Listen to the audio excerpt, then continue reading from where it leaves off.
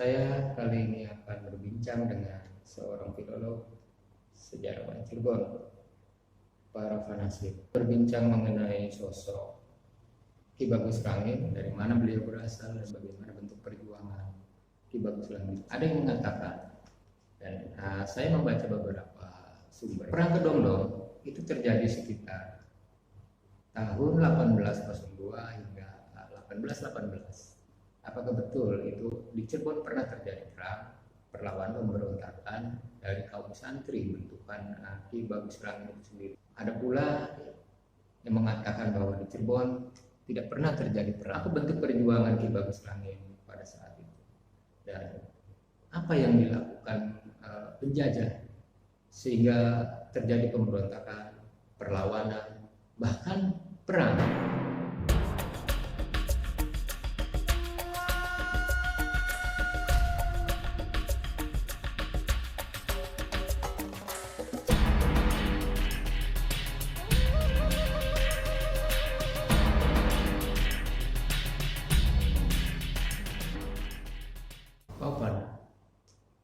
Siapa sebenarnya sosok Ki Bagus Rangin? Banyak yang menyebut beliau adalah seorang pahlawan. Apa betul di Cirebon itu pernah terjadi perang? Bagus Rangin adalah nama samaran.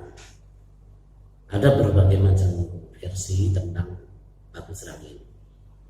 Kalau versi rancang, versi keluarga saya, Bagus Rangin itu namanya Raden Atas Angin. Jadi Rangin, R atas angin itu singkat, jadi Raden Atas Angin. Kalau Pak Kartani sendiri almarhum mengatakan bahwa Bagus Rangin itu nama aslinya Pangeran Bagus Sekara Rangin. Beliau lahir di Rajagaluh, di sebuah desa yang katanya namanya Desa Demak. Tapi ketika saya menelusuri di sana, ini Desa Demak itu nggak ketemu. Apakah sudah berganti nama? Karena kita tahu ada beberapa pergantian nama ketika kita menjelang kemerdekaan. Bagus Rangin adalah seorang santri. Salah satu tempat nyantrinya itu di pesantren Rancang di Desa Dabuan. Dia kiainya bernama Syekh Muhyiddin, atau orang Dawan bilang itu Ki Buyut Muji. Ki Buyut Muji adalah ulama yang ngetop pada tahun 1700-an. Dia dari nasab, termasuk nasabnya orang-orang Luhur. Kalau menurut versi Rancang, Bagus Rangin itu mesantrennya bersama dengan Raden Mukoyim, kemudian Pangeran Arya Penengah Hayat Surya Kusuma atau Pangeran Surya Negara, kemudian juga Pangeran Raja Kanoman, ada Pangeran Sukmadiningrat atau nanti dikenal dengan nama Bagus Arsitem, ada Raden Sakroni yang nanti dikenal dengan nama Bagus Seri. Jadi pokoknya pejuang-pejuang seangkatan itu satu alumni, satu alma mater yang dulu pernah pesantren di Rancang. Sementara Pak Kartani sendiri bilang bahwa tempat pesantren lain dari Pak Bagus Rangin adalah di Sumedang. Di sana ada putra Sultan Tajul Asyikin Amir Sinan Zainuddin, Sultan Sepuh keempat, yang tinggal di sana, namanya Pangeran Muhammad Hasanuddin di Congkean. Di sana juga dia membuka pesantren. Salah satu santrinya ya dikenal dengan nama Bagus Rangin.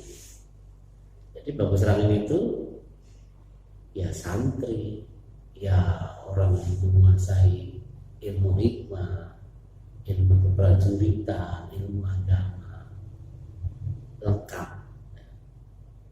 Makanya dia dijadikan martir oleh para pangeran Cirebon untuk melawan kolonial. Bagus Rangin memang menjadi seorang target man, karena ada beberapa wilayah perlawanan Bagus Rangin yang cukup dikenal, tentu saja dikaitkan dengan Kedongdong.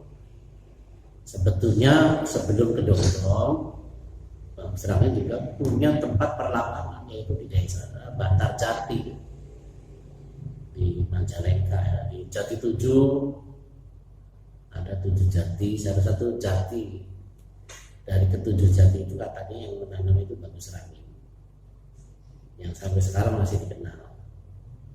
Kemudian di desa Biawak, di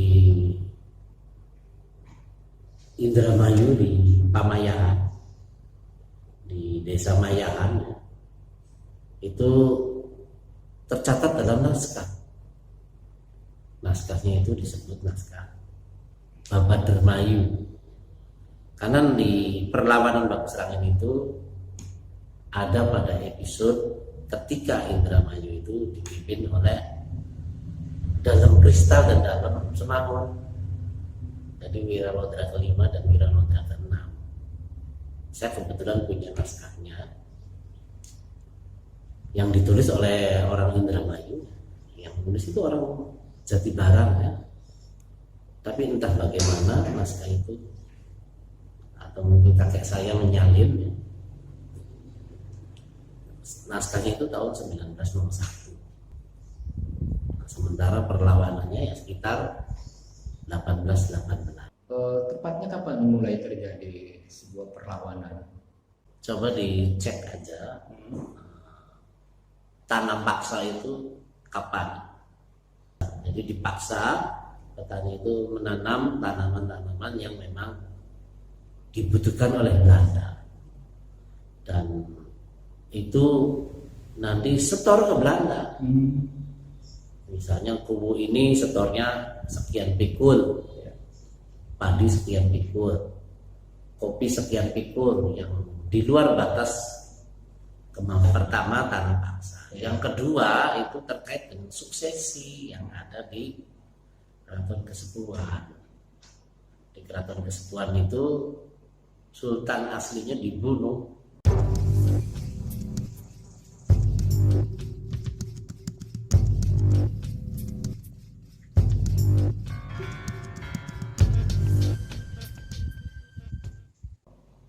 Yang naik itu sultan yang buatan Belanda.